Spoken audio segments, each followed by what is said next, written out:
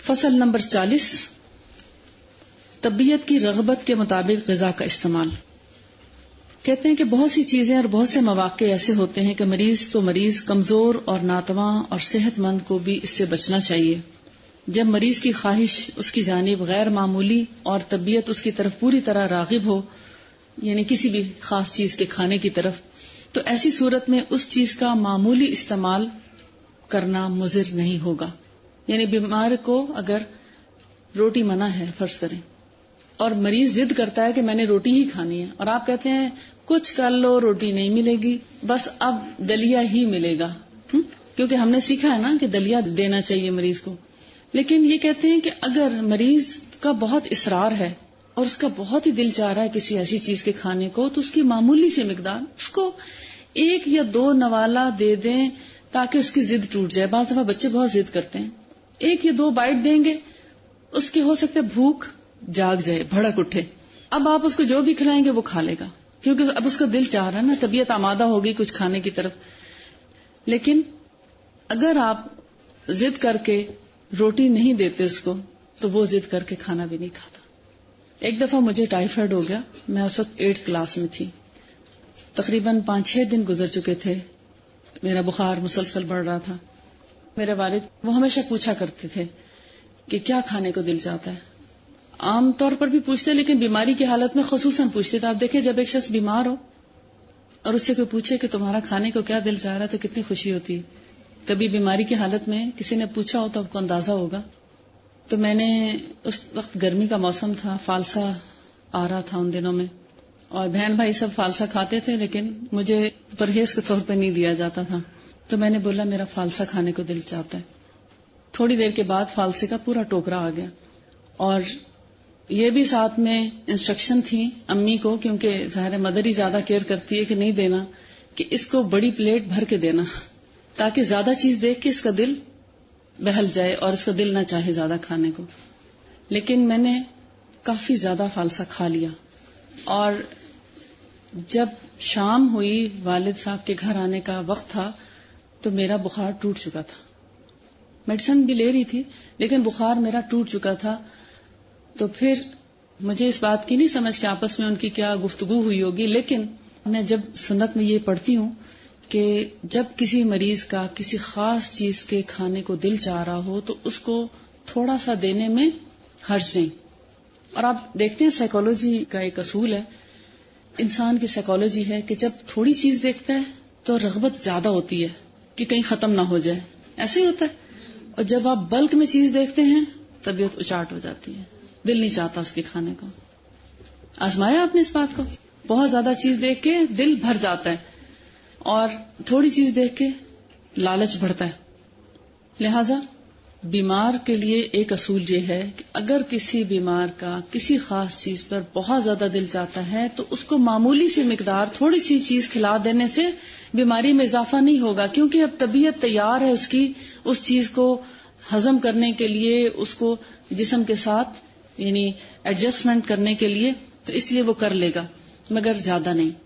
یہ اب ڈیپینڈ کرتا ہے کہ چیز کیسی ہے۔ اگر بہت ثقیل چیز ہے اور مریض بہت اصرار کرتا ہے تو پھر تو بس جسٹ 1-2 بائٹ ہی کافی ہیں، لیکن اگر سمجھتے ہیں کہ چیز ہلکی پھلکی ہے اور آسانی سے ہضم ہونے والی ہے تو اس کی تھوڑی سی مقدار زیادہ بھی ہو جائے گی تو اتنا حرج نہیں ہے۔ کیونکہ جب میں نے فالسا کھایا تو میرے دانت اتنے کھٹے ہو گئے کہ میں کئی دن تک کھانا نہیں کھا سکی، تو اس سے بھی مجھے بہت فائدہ ملا۔ ہوتا ہے نا دانت کھٹے ہو جاتے ہیں، پھر اس کو نمک لگا لگا کے اور پتہ نہیں کن طریقوں سے میں نے کھٹاس کو کم کیا۔ بہرحال آگے حدیث ہے، اس کے بارے میں ابن عباس بیان کرتے ہیں کہ حضرت صلی اللہ علیہ وآلہ وسلم نے ایک شخص کی تیمارداری فرمائی۔ اس موقع پر آپ نے دریافت کیا کہ کیا کھانے کو جی جاتا ہے؟ اس نے جواب دیا کہ گیہوں کی روٹی، یعنی گندم کی روٹی جو ہم کھاتے ہیں۔ انہوں نے دوسرے لفظوں میں کہا کیک، یعنی ہو سکتا ہے پراٹھا کہا ہو، تو اس کا ترجمہ رائٹر نے کیک کر دیا۔ آپ نے صحابہ کرام سے مخاطب ہو کر فرمایا کہ جس کے یہاں گندم کی روٹی موجود ہو وہ اس کو دے دے۔ پھر فرمایا کہ جب تمہارے مریض کو کسی چیز کی رغبت ہو تو اسے کھلا دیا کرو، تھوڑی سی دے دیا کرو، بہت سختی نہ کیا کرو۔ دیکھیں کتنی نرمی کر رہے ہیں، ماں باپ بھی اتنی نرمی نہیں کرتے۔ ایسے ہی ہے، محبت محسوس ہو رہی اور بیماروں سے خاص طور پر شفقت محسوس ہو رہی۔ بہت دل چاہ رہا ہے تو تھوڑی سی دے دیا کرو. مگر ہمارے کسی نے یاد رکھا اس بات کو؟ سختی کی جاتی ہے نا, سوال ہی نہیں پیدا ہوتا, اس کو تو بھول ہی جاؤ. اور دل اتنا برا ہوتا ہے, بیمار اور بیمار ہو جاتا ہے اور ڈپریشن میں جاتا ہے, اپنے آپ کو وہ ایک تکلیف میں محسوس کرتا ہے کہ مجھے کیا ہو گیا, اسٹریس میں چلا جاتا ہے. لیکن جب یہ پتا ہو کہ میرا جس بھی چیز کو کھانے کو دل کرے گا مجھے مل جائے گی, تو مریض ایک خوشی کی کیفیت محسوس کرتا ہے. اور کئی بچے ایسے بھی خوش ہوتے ہیں جن کے ماں باپ کو اس بات کا علم ہے, وہ بیمار ہو کے خوشی محسوس کرتے ہیں کہ ویسے تو چیز ملنی نہیں تھی, اب تو مل ہی جائے گی. انسان بڑا سمجھدار ہے نا. بہت سے لوگ عقل کا بہت اچھا استعمال کرتے ہیں بر وقت. فصل نمبر 41 سکون, آرام, حرکات اور آشوب افزا چیزوں سے پرہیز کے ذریعے آشوب چشم کا علاج نبوی. یہ پہلے گزر چکا ہے. حضرت صہیب کو جو کھجور اور چھوارے کا پرہیز بتایا تھا جب ان کی آنکھیں خراب تھیں, اور اسی طرح حضرت علی کو بھی تازہ کھجوریں کھانے سے منع فرمایا تھا جبکہ ان کی آنکھیں بھی خراب تھیں. تو ابو نعیم نے اپنی کتاب طب نبوی میں لکھا ہے کہ ازواج مطہرات میں سے اگر کسی کو آشوب چشم ہوتا تو جب تک وہ ٹھیک نہ ہو جاتی رسول اللہ ان سے مباشرت نہ کرتے, یعنی ان کے قریب نہ جاتے. اس سے کیا پتہ چلتا ہے؟ جب کسی کی آنکھیں دکھنے آ جائیں, آشوب چشم ہو, تو ایسے شخص کو دوسروں سے مصافحہ بھی نہیں کرنا چاہیے. کیوں؟ کیا خبر ابھی آنکھ میں ہاتھ لگا ہو, چاہے ٹیشو کے ساتھ صاف کر رہے ہو یا ململ کے کپڑے سے, کچھ نہ کچھ نمی تو آ جاتی ہے ہاتھ پہ. تو یہ ایک ایسی چیز ہے جو دوسرے تک منتقل ہونے والی ہے. یہ بھی ایک وبا کی طور پر آتی ہے نا جب آنکھیں خراب ہوتی ہیں. تو کوشش کریں کہ کلاس میں نہ آئیں, اگر آنا بہت ضروری ہے تو ہٹ کے بیٹھیں. جس کو کھانسی ہو, نزلہ زکام ہو, اس کو ساری کلاس کے درمیان میں نہیں بیٹھنا چاہیے اصولاً, اور ہٹ کے بیٹھنا چاہیے, یعنی سب سے پیچھے ایک سائڈ پہ بیٹھنا چاہیے. کیونکہ جب بھی وہ کھانسے گا یا چھینک مارے گا وہ ساتھ والے کو متاثر کرے گا. ایک دن ایک کھانسے گا تو دوسرے دن اس کے ساتھ 2-3 اور کھانس رہے ہوں گے آس پاس والے, اور اس طرح کرتے کرتے پوری کلاس لپیٹ میں آ جاتی. سب سے اچھا طریقہ یہ ہے کہ جس کو بھی نزلہ, کھانسی, زکام یا آنکھیں خراب یا اسکن کی کوئی ایسی اسکیبیز ہو اسپیشلی, تو ایک تو وہ دوسروں کے ساتھ ہاتھ نہ ملائے. اگر ہاتھ ملانا ہے تو گلوز پہن کے ملائے, یعنی کم از کم اپنے ہاتھوں کو گلوز اس لیے رکھے تاکہ دوسروں کو ڈائریکٹ ہاتھوں کے ساتھ انٹریکشن نہ ہو, اس کے ساتھ ملنے سے دوسروں تک وہ جراثیم منتقل نہ ہو. یہ ایک پرہیز کا طریقہ ہے, انداز ہے.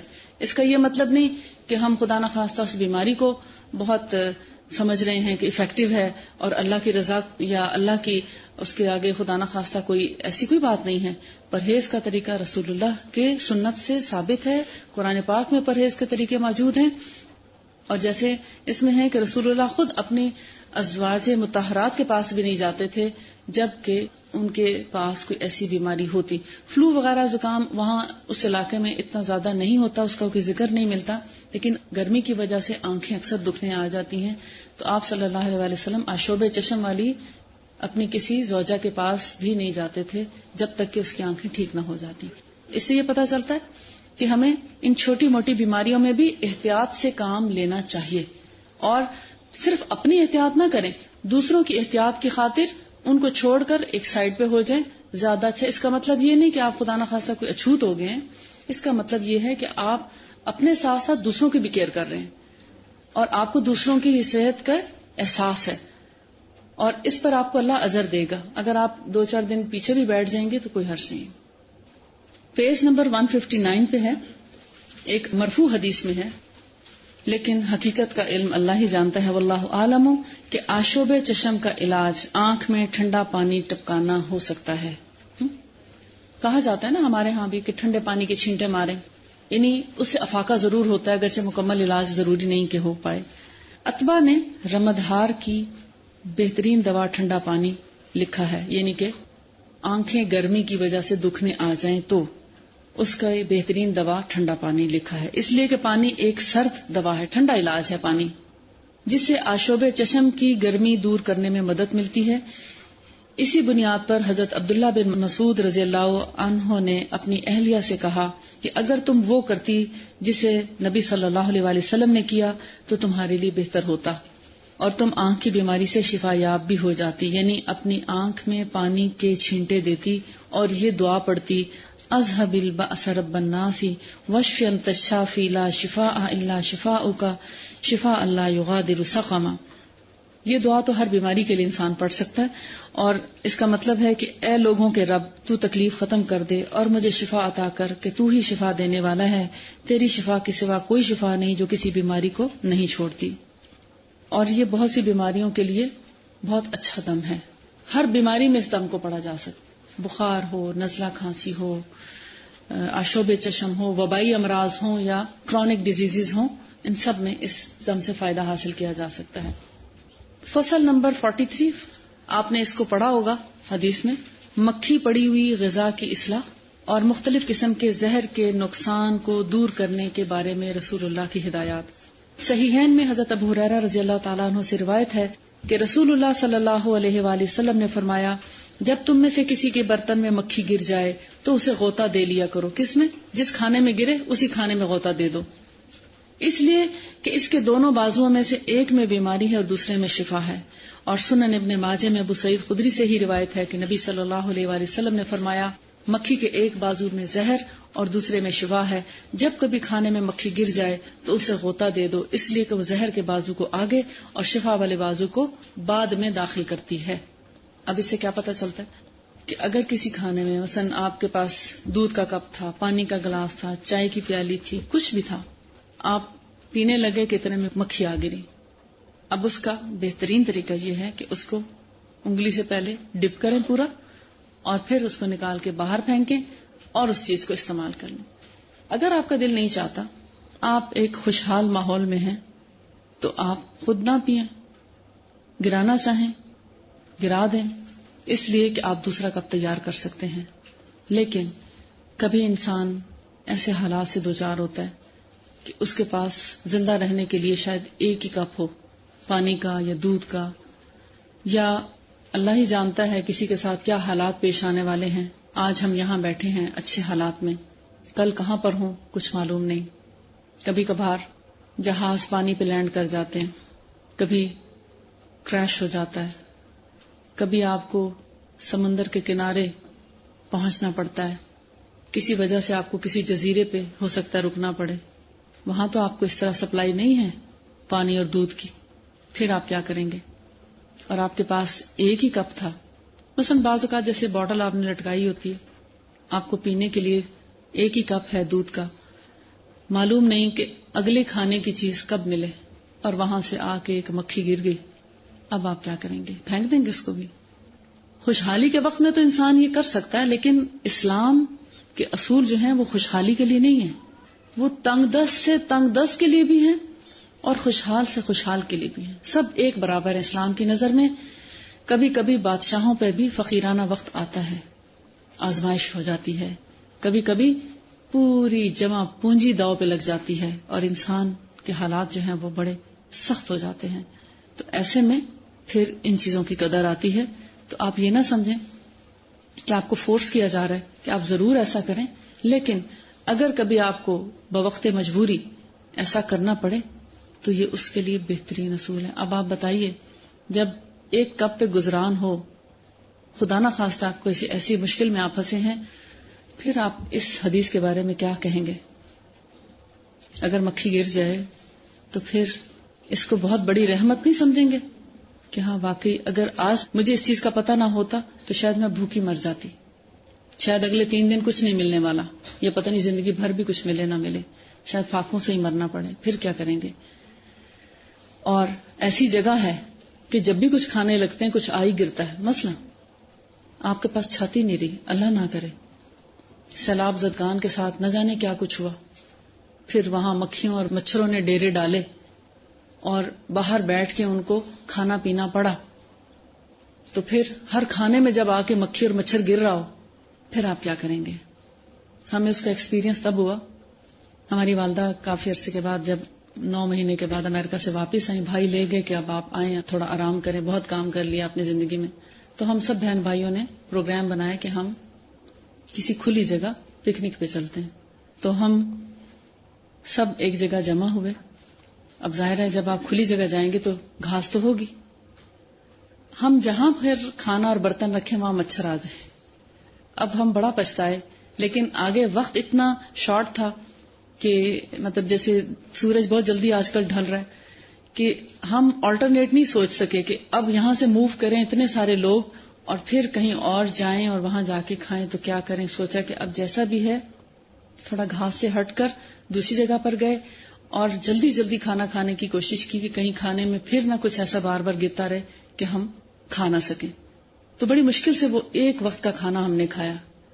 مطلب مزہ کرکرا ہوا، لیکن اس وقت ہمیں سیلاب زدگان کا بڑا احساس ہوا کہ جو لوگ ہیں ہی اس طرح کھلی فضا میں، پانی کے اوپر، گھاس کے اوپر، مٹی کے اوپر، اور اس کے بعد ہی آپ نے دیکھا ڈینگی وائرس پھیلنے کا اتنا چرچا ہوا. تو میں سوچتی تھی کہ وہ لوگ کیسے کھانا کھاتے ہوں گے، کیا کچھ نہیں ان کے ساتھ ہوتا ہوگا. پانی ڈالتے ہوں گے تو اس میں کچھ گر جاتا ہوگا، چائے پیتے ہوں گے تو اس میں کچھ نہ کچھ آ جاتا ہوگا، چاول ہوں گے تو اس میں بھی کچھ نہ کچھ چلا جاتا ہوگا، سالن ہوگا تو بھی. تو پھر وہ یہی اصول اپناتے ہوں گے، ڈپ کرو. اب ان کے پاس تو کوئی آپشن نہیں، آپ کے پاس تو گھر ہے نا، امی کا ہے، سسرال کا ہے، بہن بھائیوں کا ہے، آپ کہیں بھی جا کے اپنا گزارا کر سکتے ہیں، لیکن سب تو ایسے نہیں کر سکتے، لاکھوں لوگ کدھر جائیں. تو اس لیے اسلام کے اصولوں کو اس طرح حقارت اور اس سے نہ کریں، ایمان اس سے بڑھائیں اور شکر ادا کریں کہ شکر اللہ کا کہ اگر ہمیں یہ میسر نہ ہوتا اصول تو ہم تو کچھ بھی نہ کھا سکتے. پھر جیسے بہت سی قومیں جنہوں نے اپنے اوپر بہت سی چیزیں حرام کر رکھی ہیں تو وہ بیچارے اس سے محروم ہیں. آپ دیکھتے ہیں چند ایک چیزیں ہیں جو ہم پر حرام ہیں اور اس کے بھی بہت سے فائدے ہیں کہ اگر ہم وہ کھائیں تو ہمارے اندر تو بڑی بیماریاں پیدا ہو جائیں اور ایسی بیماریاں ہوں جن کا کوئی علاج ہی نہ ہو، جس سے دوسری قومیں دوچار ہیں. اب ہے فصل نمبر 45، طب نبوی میں ورم اور ان بڑے پھوڑوں کا علاج جو محتاج آپریشن ہے، جن کا آپریشن ضروری ہو. حضرت علی کی یادداشت میں ہے، کہتے ہیں حضرت علی کہ میں رسول اللہ صلی اللہ علیہ وسلم کے ساتھ ایک شخص کی عیادت کرنے کے لیے گیا تو بیمار کی پشت پر ورم تھا، یعنی اس کی بیک پہ ایک پھوڑا تھا. لوگوں نے پوچھا کہ اے اللہ کے رسول، اس میں پیپ پڑ گئی ہے، تو آپ نے فرمایا کہ اس کی جراحت کر دو، آپریشن سرجری کر دو. حضرت علی فرماتے کہ میں آپریشن کرا رہا تھا اور رسول اللہ صلی اللہ علیہ وسلم اس کو خود دیکھ رہے تھے. یعنی سب سے بہترین طریقہ کیا ہے؟ استفراغ کا. آپ نے 3 طریقے پڑھے نا، بیمار ہونے سے پہلے پرہیز، بیمار ہونے کے بعد کا پرہیز، اور پھر اگر کوئی ایسی چیز ہے جو بیماری میں اضافہ کر رہی تو اس کو جسم سے نکال کے باہر پھینکتے ہیں. تو جب اس بیمار کی عیادت کرنے کو گئے، دیکھا تو بہت بڑا بوائل تھا، پھوڑا تھا. آپ نے فرمایا اس کی سرجری کر دو کیونکہ پس بہت زیادہ ہے. یہ تبھی ٹھیک ہوگا جب اس کی پس نکلے گی.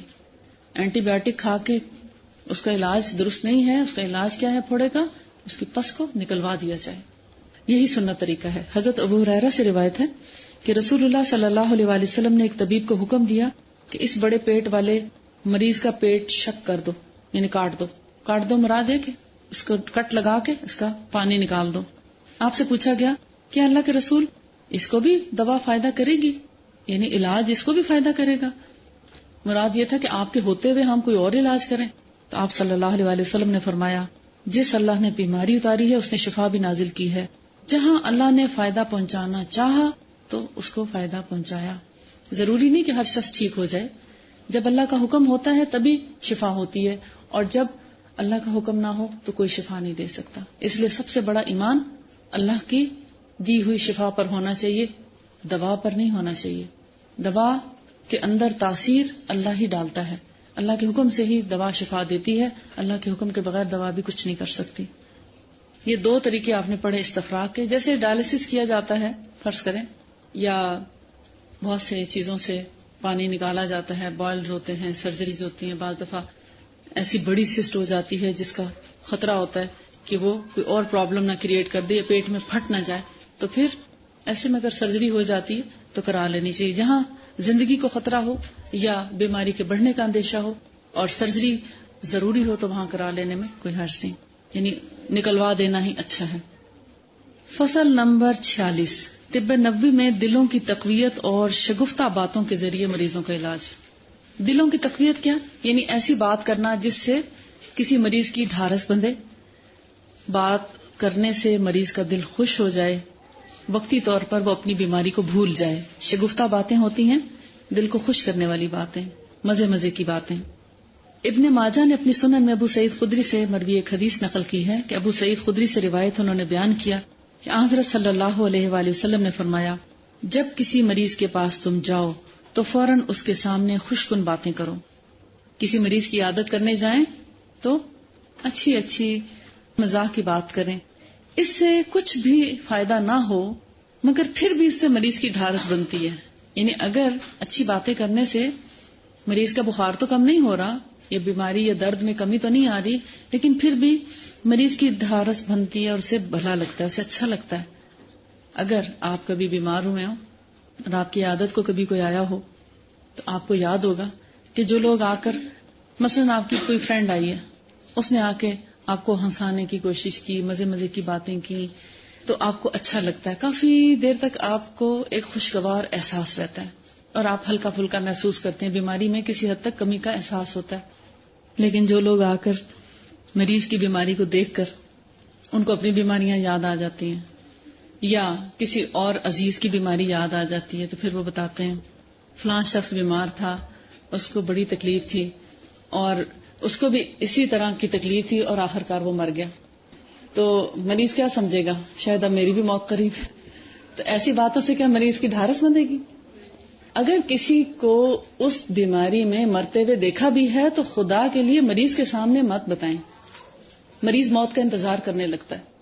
رسول اللہ صلی اللہ علیہ وآلہ وسلم کا طریقہ کیا تھا؟ آپ جب کسی بیمار کی عادت کو جاتے تو کہتے لا بأس طہور انشاءاللہ، انشاءاللہ تم جلد ہی ٹھیک ہو جاؤ گے اور بیماری پاس نہیں پھٹکے گی. میرے پاس اگر کوئی مریض دوا کے لیے آئے تو میں کہتی نہیں انشاءاللہ ٹھیک ہو جائے گا. انشاءاللہ کہنا اس لیے ضروری ہے کہ اگر اللہ کا حکم ہوگا تو ٹھیک ہوگا. اور جو شخص اس یقین اور توکل سے کہتا ہے کہ انشاءاللہ ٹھیک ہو جائے گا، اس کے ذہن میں یہ ہے کہ اللہ نے چاہا تو ٹھیک ہو جائے گا. تو اللہ تعالیٰ کیا فرماتا ہے؟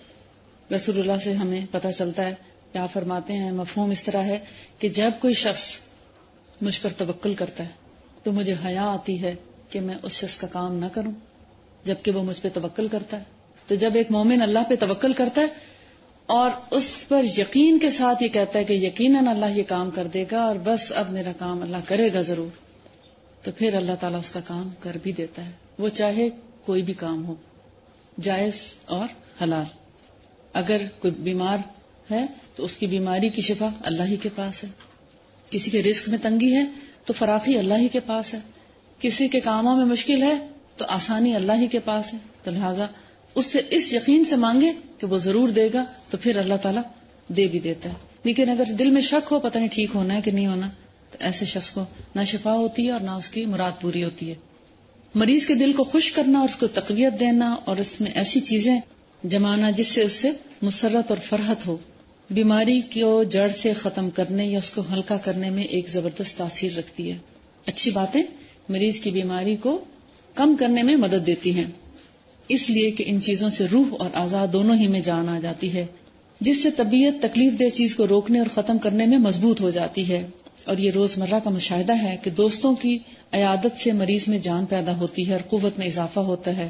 اور اسی طرح ان کا دیکھنا، ان کی عنایات آپ سمجھتے ہیں، چھوٹا موٹا کوئی تحفہ، کوئی ایسی چیز، دل پسند چیز مریض میں جان پیدا کر دیتی ہے اور قوت مدافعت میں اضافہ ہوتا ہے.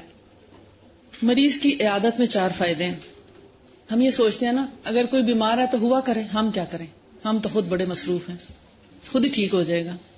لیکن یہ بھی سوچیں کہ جب ہم بیمار ہوں اور کوئی ہمارے بارے میں ایسا کہے تو پھر ہم کیا سوچیں گے. تو کہتے ہیں کہ 4 فائدے ہوتے ہیں کسی کی عیادت کے. ایک فائدہ صرف مریض سے متعلق ہے، یعنی اس کا دل خوش ہو جاتا ہے، طبیعت ہلکی ہو جاتی ہے. دوسرا عیادت کرنے والوں سے کہ عیادت کرنے سے کیا ملتا ہے، اجر. کسی مریض کی عیادت اگر صبح کے وقت کی جائے تو شام تک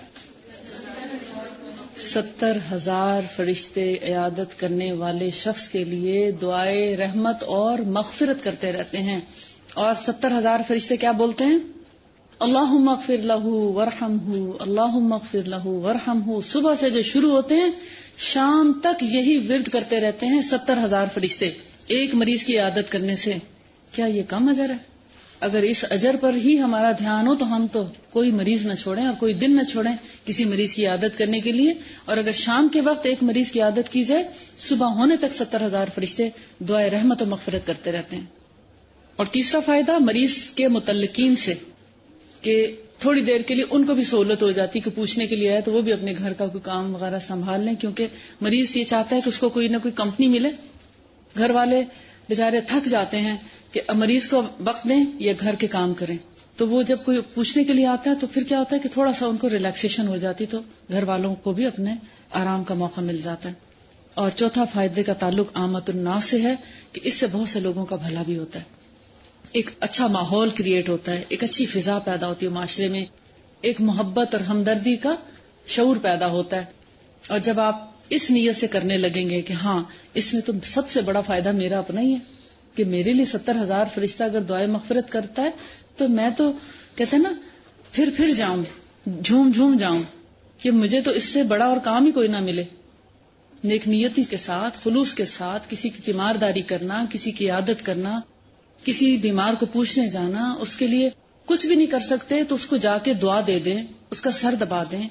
اس کا گھر کا اگر کوئی کام رکا ہوا ہے, جیسے زچہ ہوتی ہے بعض اوقات باہر کے ملکوں میں تو یہ مسئلہ بہت عام ہے کہ عورتیں اکیلی ہوتی ہیں گھروں میں, کوئی نہیں پوچھنے والا ہوتا, سب غیر مسلم ہوتے ہیں, اور اگر بچہ پیدا ہوا ہے تو خود ہی گھر کا کھانا بھی بنانا پڑتا ہے اٹھ کے, خود ہی اگر کوئی اور بچہ اس کو بھی دیکھنا پڑتا ہے, اور اپنی بیماری کی حالت میں عورت کو سب کچھ کرنا پڑتا ہے. تو اس میں یہ کہ اگر گھر کا کوئی کام کرا دیں, اس کے برتن دھو دیں, کچھ صفائی کرا دیں, کچھ ہیلپ کرا دیں, تو کل اللہ تعالیٰ آپ کے لیے یہ سہولت بہم پہنچائے گا انشاءاللہ. اور اگر وہ سارا کام ہو سکتا ہے ہمارے جیسے ماحول میں ہے کہ کوئی نہ کوئی ہیلپر موجود ہوتا ہے, تو پھر ایسے میں مریض کی پسند کی یا فائدے کی کوئی چیز, اور نہیں تو دلیہ بنا کے لے جائیں, ہو سکتا ہے ان کو دلیہ بنانے کا طریقہ نہ آتا ہو, تو مریض سے کہیں کہ یہ بہت اچھی چیز ہے اور یہ تم کھاؤ تو انشاءاللہ تم اس سے بہت جلدی ٹھیک ہو جاؤ گے. کھانے کی کوئی چیز, کوئی یخنی بنا کے لے جائیں, کوئی پھل لے جائیں, یعنی کسی نہ کسی طریقے سے مریض کو خوشی پہنچانے کی کوشش کریں, تو پلٹ کر وہ خوشی کئی گنا ہو کر آپ تک آئے گی, ایک وقت آئے گا انشاءاللہ. تو اس لیے مریض کے پاس اچھی اچھی باتیں کرنا اور اس کو بتانا کہ تم انشاءاللہ اللہ کے حکم سے جلد ٹھیک ہو جاؤ گے, اس کو اچھا مشورہ دینا, اس کو موسم کے مطابق اس کے ہر چیز کا خیال کرنا. ہو سکتا ہے مریض کو خود سمجھ ہی نہ ہو اس بات کی, بعض دفعہ اتنے بوڑھے ہوتے ہیں لوگ, لاغر ہو جاتے ہیں کہ وہ اپنے اوپر لحاف نہیں اٹھا کے رکھ سکتے یا نہا نہیں سکتے خود. تو اگر آپ کہ اپنی جیسے کبھی ساس ہیں یا والدہ ہیں یا ریلیٹیو ہیں یا کوئی دوست کی امی ہیں کچھ, تو ان کو نہلانے میں مدد کرا دینا کتنا بڑا اجر ہے. صرف پوچھنے کے لیے اگر 70,000 فرشتے دعائے مغفرت کرتے ہیں تو آپ سوچیں جب آپ ان کی ہیلپ کریں گے تو نہ جانے اور کتنے فرشتے آپ کے لیے دعائے مغفرت اور دعائے رحمت کریں گے. اور ہو سکتا ہے قیامت کے دن آپ کی یہی نیکی آپ کے بہت درجات بلند کرنے کا باعث بن جائے. فصل نمبر 47, غیر مادی اور غیر مرغوب دواؤں اور غذاؤں کی بجائے عادی اور مرغوب دواؤں اور غذاؤں کے ذریعے مریض کا علاج. یہ بڑا امپورٹنٹ ہے کہ جن چیزوں کی ہمیں عادت نہیں ہوتی وہ بیماری میں کھانے کو دل نہیں چاہتا. اس لیے ہم کہتے ہیں صحت مندی کی حالت میں بھی دلیا کچھ نہ کچھ کھایا کریں تاکہ بیماری کی حالت میں بھی وہ کھانے سے طبیعت برا نہ محسوس کرے.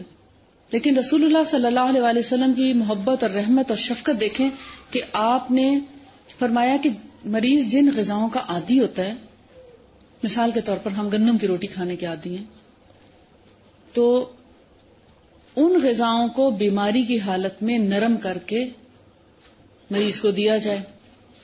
اور رعایت کی ہے کہ انہی میں سے چیزوں کو, جیسے ہم بھنا گوشت عام روٹین میں اگر کھاتے ہیں تو بیماری کی حالت میں گوشت دیں مگر یخنی بنا کر دیں. اگر روٹی کھانے کو بہت ہی دل چاہ رہا ہے تو اس یخنی میں نوالے ڈال کے سرید بنا کے کھلا دیں سافٹ کر کے, تو دلیے کے قریب قریب بھی ہو جائے گا.